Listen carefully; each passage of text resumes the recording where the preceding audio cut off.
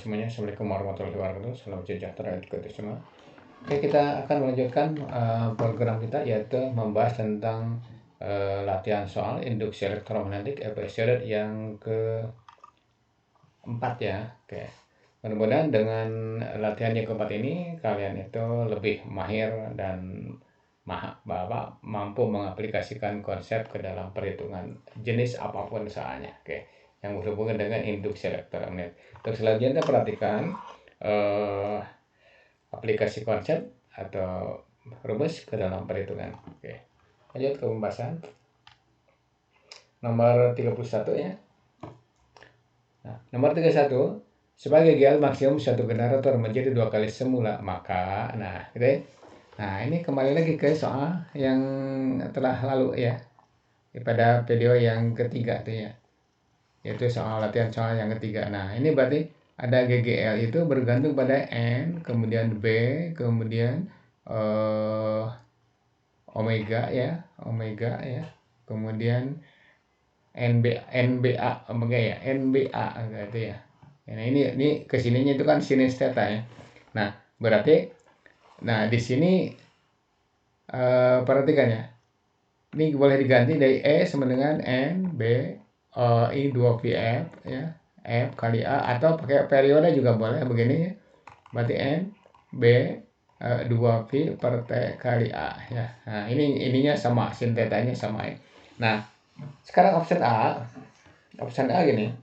Frekuensi putaran dijadikan setengah kali semula ya. Ini asalnya jadi gini. Nah, E2-nya itu 2E atau 2 kali semula ya, atau 2E1 gitu ya. Nah, sekarang untuk A itu pernyataan ini hanya bergantung pada frekuensi. Jadi nanti gini. E itu sebanding dengan frekuensi. Ya, maksudnya gini. Kalau frekuensinya diperbesar, maka GGL juga akan besar ya. Kalau frekuensinya diperkecil, GGL akan kecil. Berarti nanti di sini setengah kan?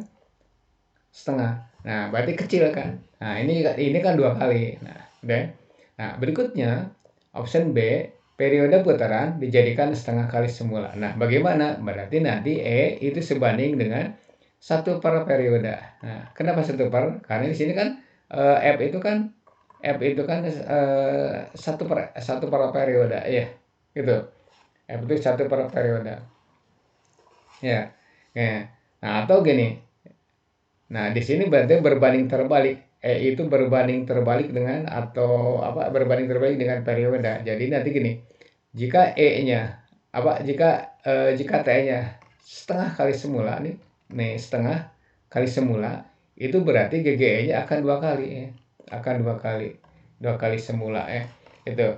Nah, jadi option yang benar adalah option B. Udah tutup karena jumlah lilitan dijadikan setengah kali. Nah, berarti setengah itu berarti kan ini. E itu kan E itu sebanding dengan N, makin besar makin banyak makin besar. Dari sini setengah kali ya, jelas salah ya. Nah, kemudian luas penampang dan jumlah lilitannya dijadikan 2 kali. Jadi di sini untuk option D itu E-nya saya tulis aja di sini biar dekat ya. Itu bergantung pada N dan bergantung pada A. Nah, oke. Nah, jadi gini, kalau N jadi 2 kali, kemudian luasnya 2 kali, maka jelas ini jadi 4 kali ya. GG-nya jadi 4 kali semula. Nah, kemudian option E itu tidak ada hambatan di sini. Tidak ada tulisan hambatan. Nah, berarti nanti option E jelas-jelas salah, tidak ada hubungan dengan E. Maksudnya rumusnya ya. Rumusnya gitu. Maka option yang benar untuk soal 31 adalah option B gitu. Oke, lanjut soal berikutnya. Nomor 34. Di sini ada sebuah kumparan berada dalam medan magnet homogen hingga pada kumparan terjadi perubahan blok magnet. Ya, perubahan blok magnet tersebut mengakibatkan perubahan arus listrik 10 ampere menjadi 2 ampere dalam waktu 0,1. Nah, yang terjadi pada kumparan 32 volt, maka besar induktansi diri kumparan adalah titik-titiknya. Oke. Nah, ini hubungannya dengan GG induksi juga ya. Oke. Nah, nanti begini ya, bahwa GGL induksi itu kan rumusnya ada min L D plus dt, ada min L DI dt, berarti L DI dt ya. Oke. Nah, ini berarti min. Nah, di situ ditanyakan induktansi sendiri. Nah, sedangkan di sini 32 volt, kemudian I-nya ganti ini ganti dari mana? Dari 2 dari 10 menjadi 2. Jadi turun nih. 2 dikurangi 10 ya. 10 di atas. Udah dibagi dengan 0,1 ya. Nah, ini berarti 0,1 kalikan 3,2 berarti 0,1 kalikan 32 berarti 3,2 ya. Nah, itu min L. Nah, ini 8, min 8. Berarti nanti L-nya itu 3,2 dibagi dengan 8. Walaupun di sini tidak ada tanda negatif, tidak negatif jadi di bawah nggak masalah ya. Yang penting induktansinya di sini berarti 0,4 ya, 4 Henry ya, gitu. Nah, itu jawaban untuk option nomor 32, optionnya yang benar adalah option B gitu ya. Nah, lanjut ke soal berikutnya. Nomor 33 ya. Nomor 33 itu masih dengan GGL induktansi diri ya. Nah, sekarang perhatikannya begini. Induktansi diri di situ 0,25 Henry ya. Kemudian I-nya diketahui 8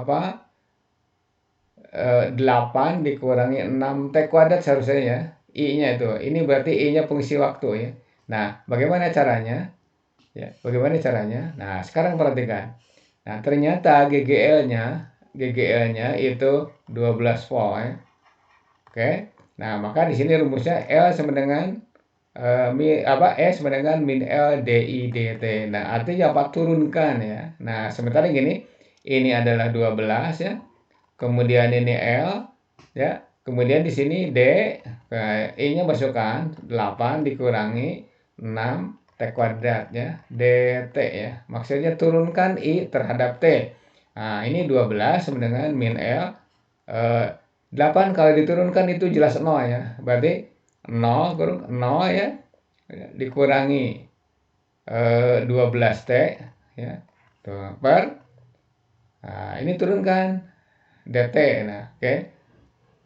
Waktu yang diperlukan. Jadi DT-nya berapa gitu ya. DT-nya berapa. Nah, sebenarnya diturunkan terhadap waktu nih, terhadap waktu ya. Jadi ini pertanyaannya agak belibet juga ya. Nah, oke. Nah, apa salah ya? Nah, berarti nanti L-nya di situ masukkan aja 12 kali 1/4 ya. 1/4, kemudian ini minus 12T ya.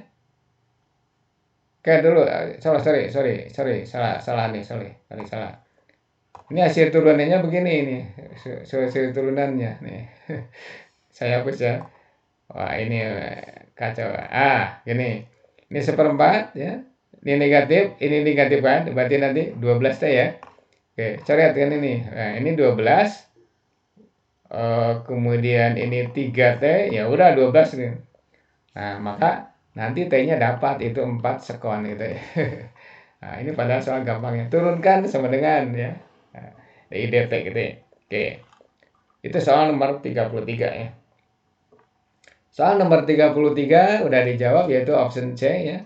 Kita lanjut ke pembahasan berikutnya. Nomor 34 ya. Arus induksi pada suatu penghantar yang digerakkan di dalam medan magnet selalu berlawan dengan penyebabnya ya. Nah, maksudnya gini. Kutub utara mendekati kumparan, maka di kumparan terjadi utara juga ya. Nah, kenapa? Karena kumparan perlahan secara pasti ya. Perlahan pasti kumparan akan mengurung medan magnet atau garis-garis gaya magnet. Nah, arusnya melawan penyebabnya. Nah, itu dikemukakan oleh Lenz ya. Jadi nanti kan ada rumus gini, E sama dengan min N D plus dt ya. D plus dt. Nah, kemudian ada E sama dengan min L DI dt gitu ya.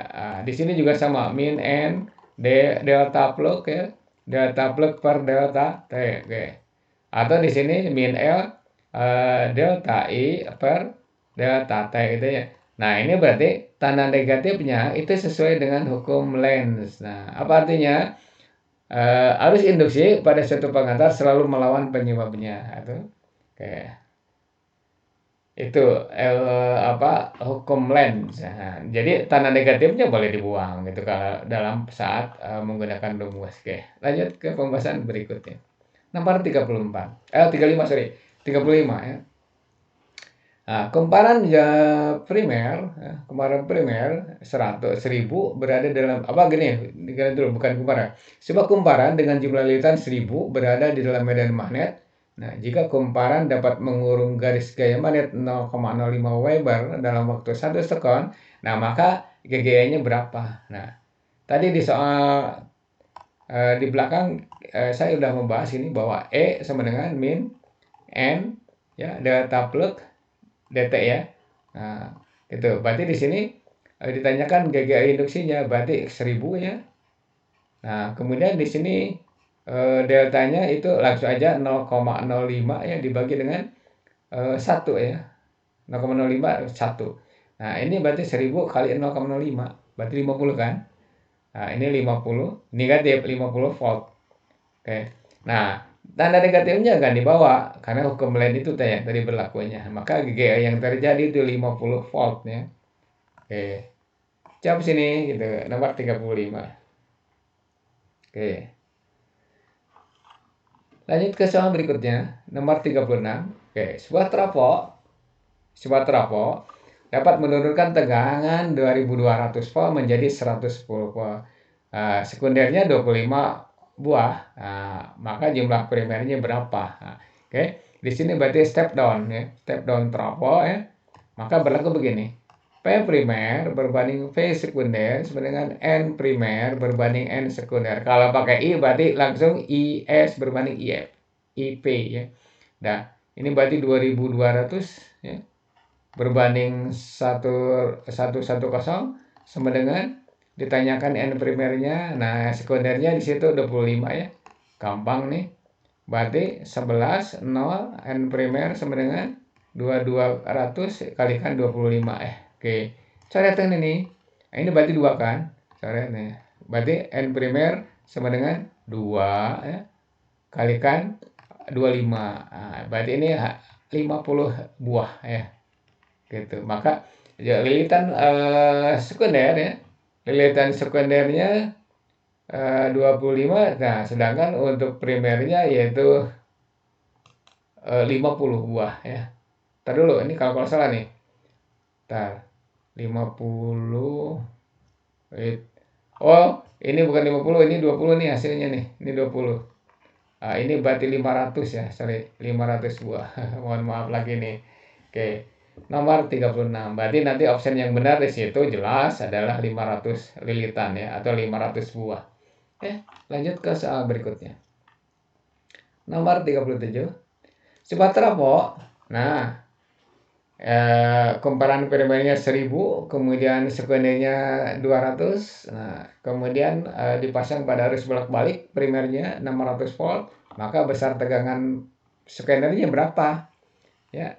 Nah, tinggal begini saja gampang. Nah, E primer boleh pakai E. Copy aja boleh berbanding E sekunder sama dengan ya N P berbanding NS ya. Sekunder primer. Ini berarti 600 ya. Ini berarti E sekundernya sini. Kemudian primernya itu 1000 ya, 1000. Kemudian sekundernya 200 ya. Oke. Ujung kali ujung, tengah kali tengah, maka E sekunder itu berarti 1000 ya. 1000 sama dengan 6000 kalikan 200 ya.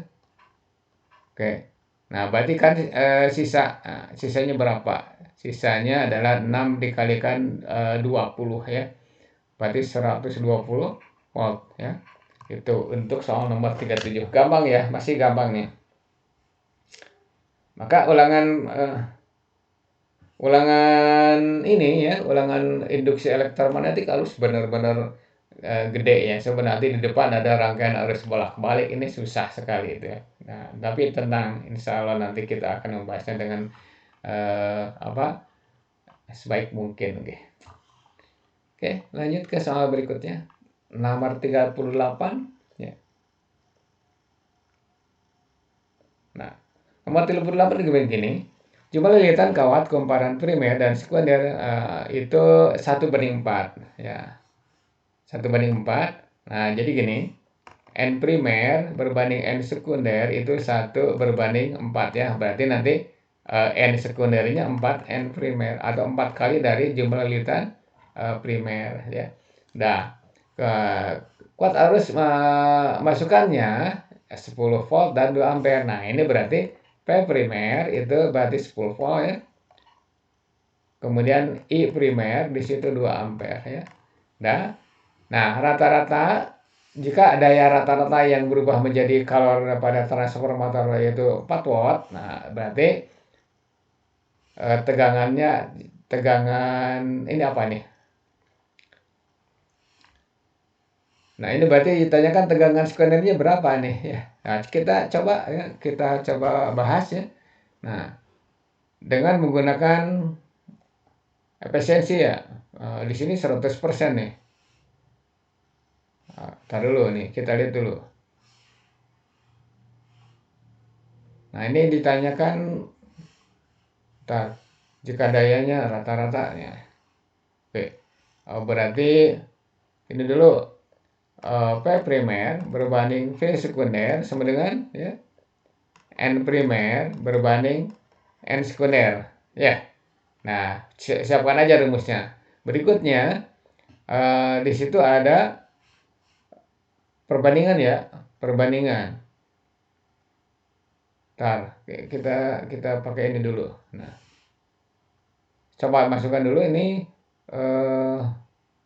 10 ya, berbanding P sekunder sama dengan ini N primer, yang ini berapa nih? 4 ya, 4 N primer ya. Oke, tinggal nyoret nih. Berarti ini 10 berbanding V sekunder sama dengan 1:4. Nah, ternyata di sini 40, hanya 40. 40 wah. Nah, di sini gede amat gitu ya. Tak. Nah.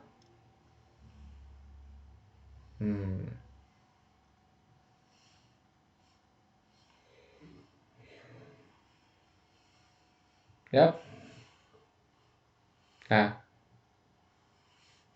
itu soal untuk nomor 38 ya. Saya nemu ini ya. Nanti saya bahas lagi ya. Nah, untuk sementara 38 biarkan dulu. Ini kalau ada salah nulis. Oke, lanjut ke soal 39. Nah, di sini ada trafo dengan efisiensi 80%, tegangan primer 220, tegangan sekundernya 24 volt dan arusnya primernya 0,2. Efisiensinya 80%, maka arus sekundernya berapa ya. Oke, kita bahas dengan ini ya.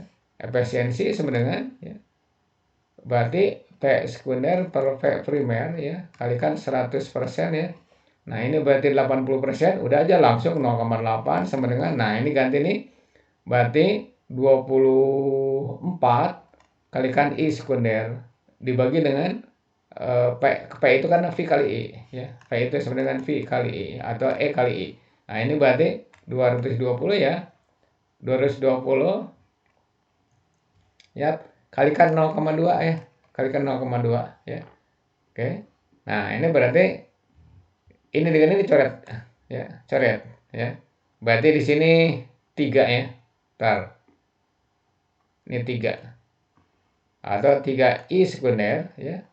Ya, sama dengan 220 kalikan 0,2 kalikan 0,1 ya.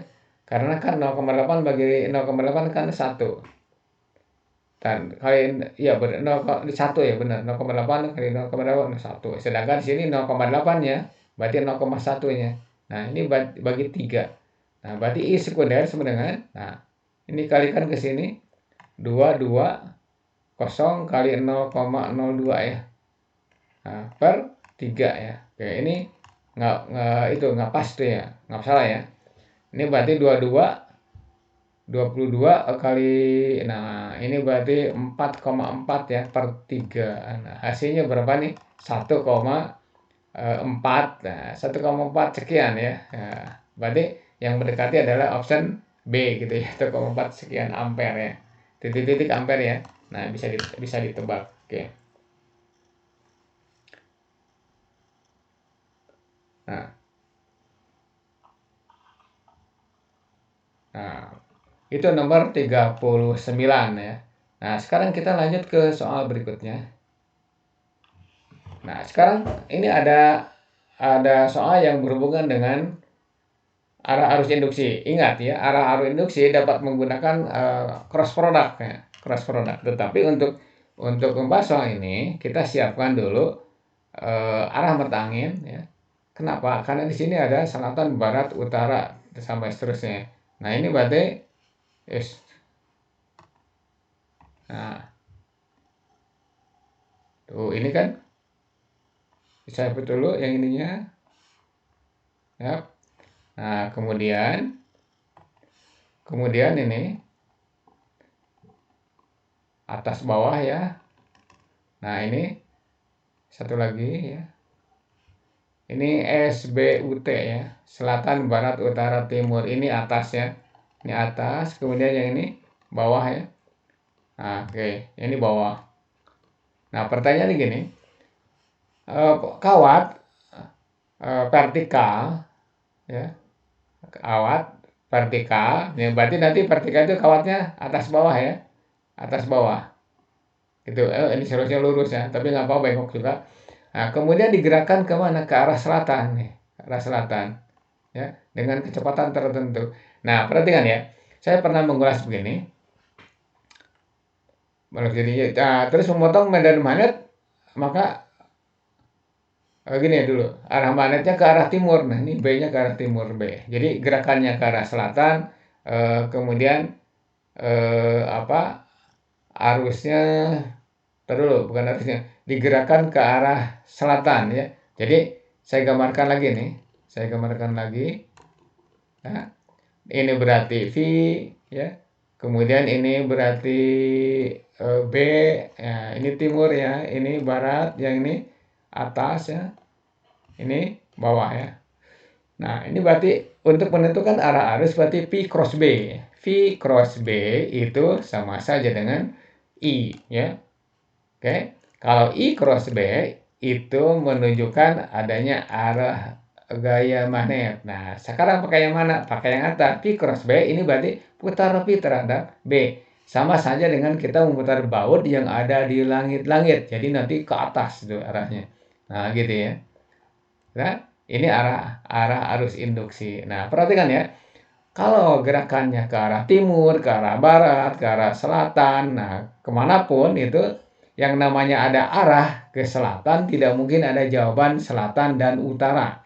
Ya, kemudian kalau magnet atau apa saja berarah ke timur atau ke barat tidak mungkin ada jawaban ke timur atau ke barat. Ngerti nggak? Nah, sekarang ini digerakkan ke arah selatan, V ya. Nah, itu tidak mungkin ada jawaban utara dan selatan. Jadi udah terhapus oleh V.